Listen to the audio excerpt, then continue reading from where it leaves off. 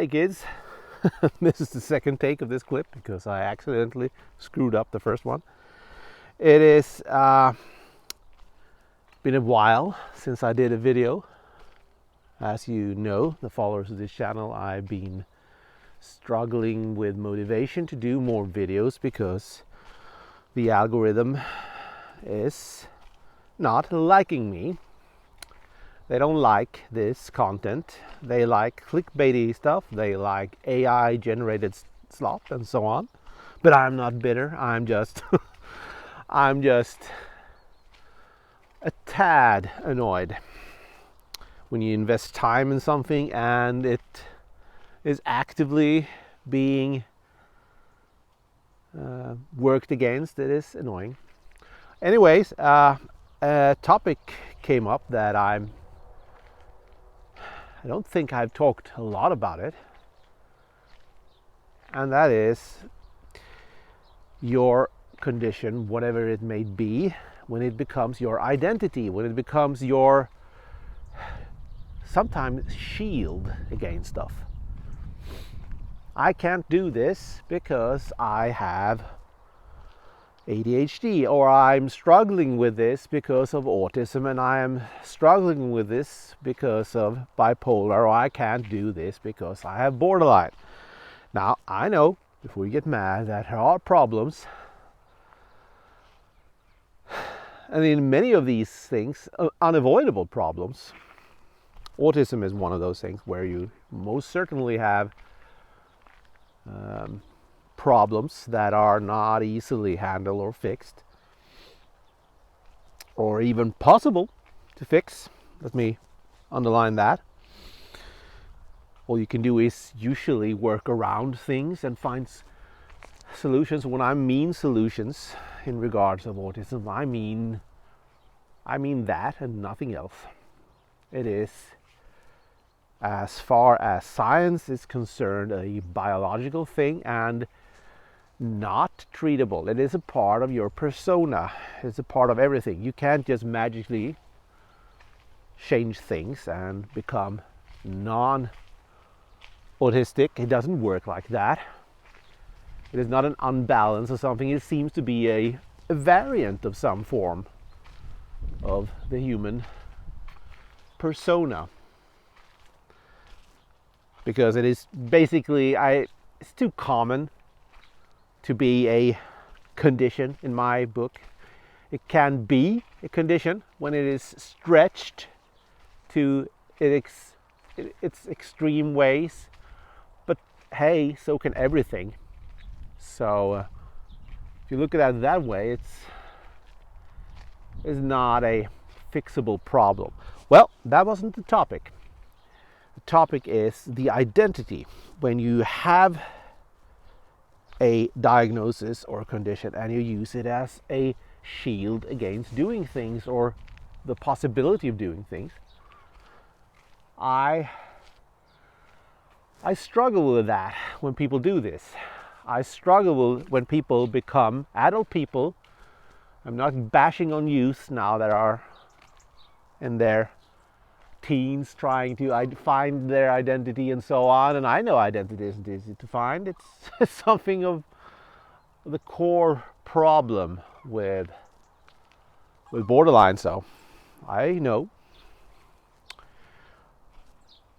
But when you use it as a shield against being able to do things or and so on, that annoys me.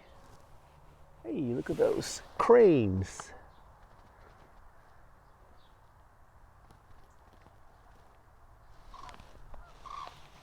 Moving south. Winter is coming. Well, cranes, they're cool birds. Anyway, the label that many people seek as an adult is the one I'm mostly concerned about. The one I sought out, but I'm not actively pursuing. Let's put it that way. you have a condition and it is an explanation. And that's good. That can help a person. But it can also make a person to be less prone to deal with things. Let's put it that way. If it is an explanation, it can also sometimes become an excuse. Let's just put it out there. Harsh words, I know, but this is the thing in society in general. You can have explanations on why things are like they are, and then these things also become an excuse for what is happening. Not just in conditions, this is a general phenomenon, and it is an annoying phenomenon. The condition you have might explain why a thing happened or why a thing was hard, but it's not the explanation on why you keep on doing it, maybe, because in many instances, many of these things that are as a result of a condition is not really impossible to work around, to handle. So in that case, the label is good because you know what's wrong, and then you also open the door to treatment, to possibilities. And that's the real point here I want to make. Don't just get a diagnosis, don't just get this label. It is not a label you're supposed to just use to put on your social media account. Hashtag ADHD girl, hashtag bipolar boy, and so on. That's not how it works. I'm not labeling myself with this one, the borderline man. It is just a thing I have here on this anonymous account. I'm not ever using it on my actual accounts or my private life. Very few friends know of this because it is a problematic label. It is a thing that would cause me problems. I know not every condition is equal in this part, but borderline sure is a problematic label. So, but even if I had something less problematic, like, being diagnosed with ADHD or something, hey, cranes, I still wouldn't like to have it as a label. I don't see the point, and I also annoy myself very much with people who do these things, because it is almost like they expect me to treat them differently. And that's not just an opinion, that's literally what some people have said to me. I can't do this really because I have autism. Oh, really? You're not at all in command of everything because you have autism, all right? I know you will struggle with it. That's not the thing. But is it impossible? Or has it become something you don't want to do? That's completely different. I'm not bashing people really. I'm just saying we have a tendency today to maybe use our labels, our diagnosis as excuses rather than guides to how to find solutions. I'm all 100% in favor of finding solutions. That is why you get a label. That is why you find a diagnosis, an explanation to your condition. You're not supposed to use it to find an excuse. You're supposed to use it to find a solution where possible. And there's a lot of things going on out there where people use it more as an excuse rather than finding a solution. Especially adults. I'm not talking about kids. I'm not even talking about teenagers, and not even really young adults, because this is a maturity thing. I'm talking about people that are, 25 or older, that are hiding behind a label and not doing anything, just using it as this shield. That annoys me greatly. And it annoys also a lot of other people, making them question the validity of diagnosis, and I think they have a point, really. Because it's not supposed to be a protective shield. It is supposed to be a repository of new knowledge for you to use. That is all, really. Because most of these things are not treatable, maybe, but definitely possible to improve upon and handle. And when you come to a place where, hey, this is literally impossible because of my autism, I struggle really much with, perhaps reading the social cues and things going on and handling them in a way, well, that is a good explanation. That is a good and solid explanation to why you are struggling here in this social setting, to why you are constantly ending up in, maybe conflicts because you struggle with social cues. That's good. But that's not the final thing. That's not the end of the story. It shouldn't be, at least. Because there are ways for you to improve upon these things. There are ways, many ways. One of the ways is actually for you to avoid these things which you struggle with.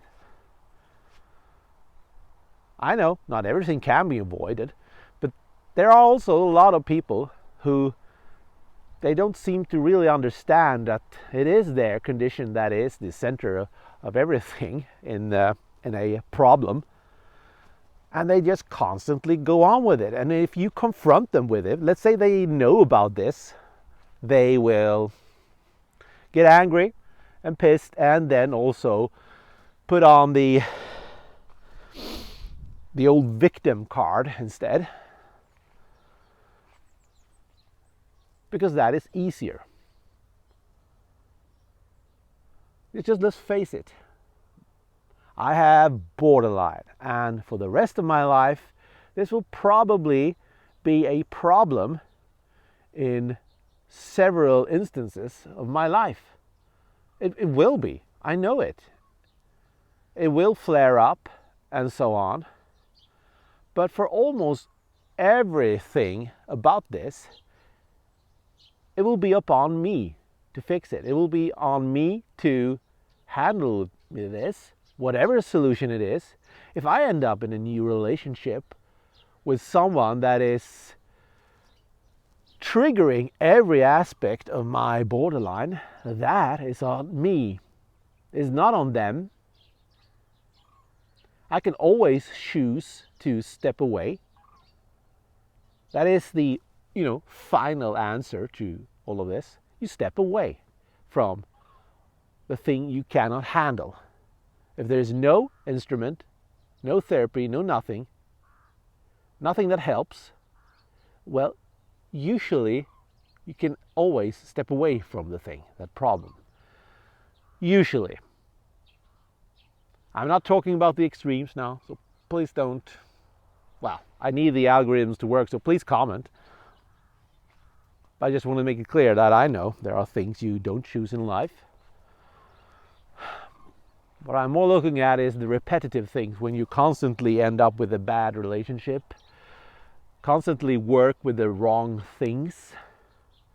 If you live in the Western world, you can usually choose your path and your career and everything, and do a thing that is better for you, and not, as the first instance of all things, hide behind a label.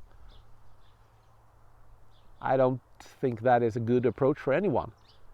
Not for you, not for society, not for anyone. It will only make people annoyed. And let's face it, most people will struggle in understanding how a mental condition, mental variant, mental health problem, psychiatric illness, if you want it, how these things affect you, because it is not visible. It is not like you're blind or you lost a leg or something. It is not that obvious, so people will constantly for the rest of your life struggle with it. If you suddenly lash out at people because you are struggling with handling your emotions, well, it is not their fault for not understanding it. It is probably your fault for ending up in these situations and not stepping away. You have to step away from things constantly. That is a part of having a condition that is lifelong, at least. You shouldn't do certain kind of jobs. You shouldn't hang around with certain types of people. And if you do, it is on you to deal with the consequences of these people not understanding it. You can choose violence, of course. I do it sometimes, but it's still your choice, really. And it's not anybody else. Even if they are the idiots, they are wrong, it is still your choice to fight this fight. I prefer the solution of trying to find a solution to things instead, because in many cases there really are. And yeah, labels, long rant about using them to avoid dealing with things. I know this is a touchy subject, and you will inevitably flirt with the wrong kind of people doing it, but it needs to be said because it is there. And I don't really think things are, black and white as some people think, and that everybody who doesn't understand and fully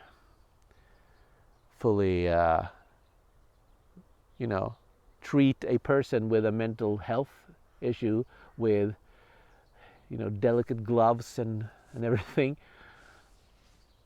that they are the problem. No. Sometimes it is your choice to go in to the arena and fight, and you are going to end up in troubles when you do so, because just face it, most people don't understand it. So choose your fight. Don't always choose violence. Don't always put on the victim card. Look at yourself sometimes and reflect on the situation. Could I have chosen another path? Am I actually doing anything actively to improve myself or getting better? Or am I just happy with the label, with the diagnosis I've got, and actively maybe using it as a part of my identity instead of actually trying to work around it or even fix it? That's the long point of this rant. Okay, everyone, this was the Borderline Man. Have a good one.